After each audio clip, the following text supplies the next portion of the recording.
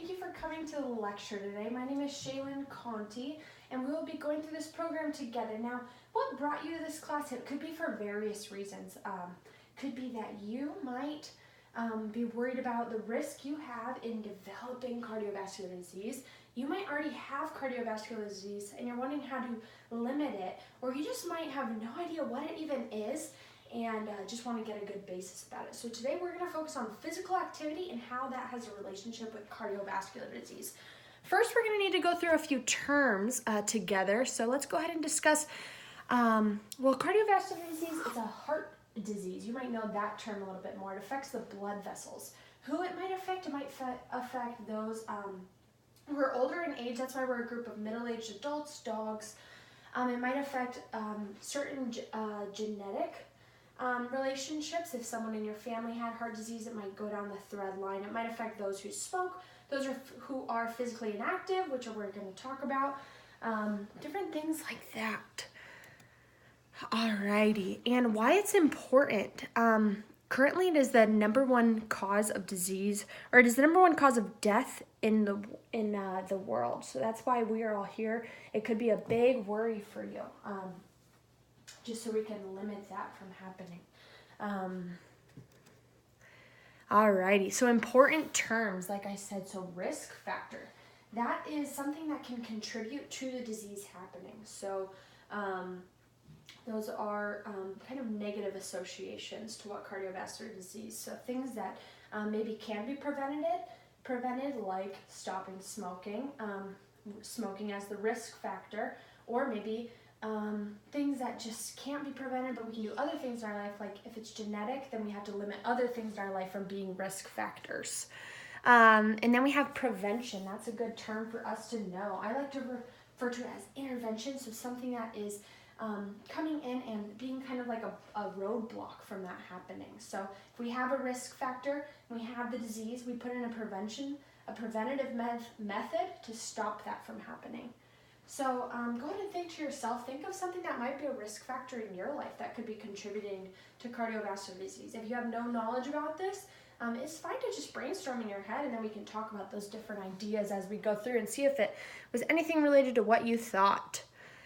Terms to remember today: blood pressure. That is something that can go along with physical activity. If we are physically inactive, it kind of doesn't aid the prevention in our blood pressure raising. And raised blood pressure is a risk factor for cardiovascular disease. Cholesterol, raised cholesterol, that's another thing. A lot of people think, well, that's more to do with what I eat. Also with what your type of activity. So if that's another risk factor, raised cholesterol, if we could prevent that or lower that, that would be a great way to limit the risk of cardiovascular disease.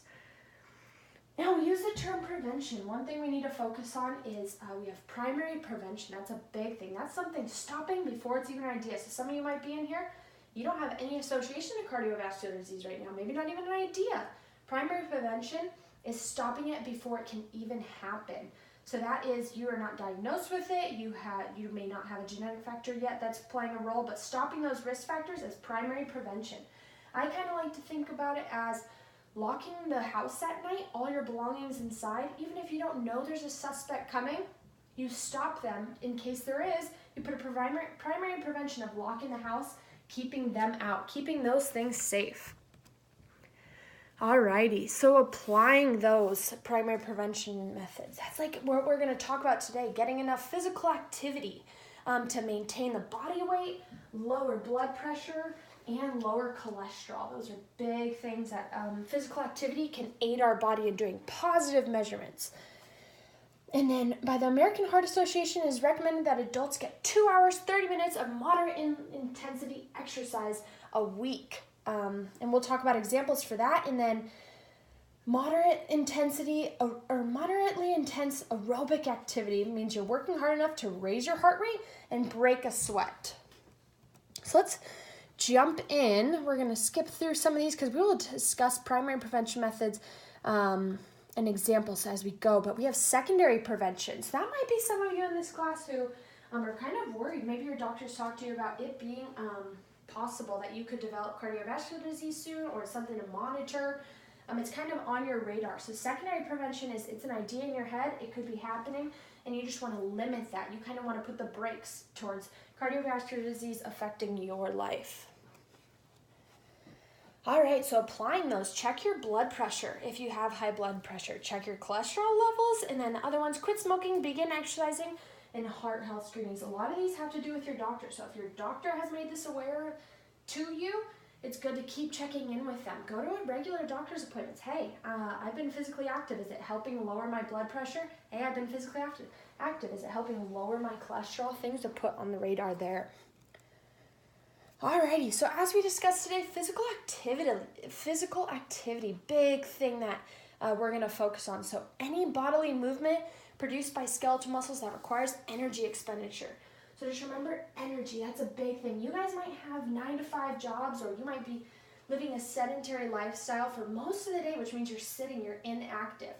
So then being physically active is getting that heart rate up, getting moving after maybe your 9-to-5 job, and getting just your blood pressure or blood heart rate going.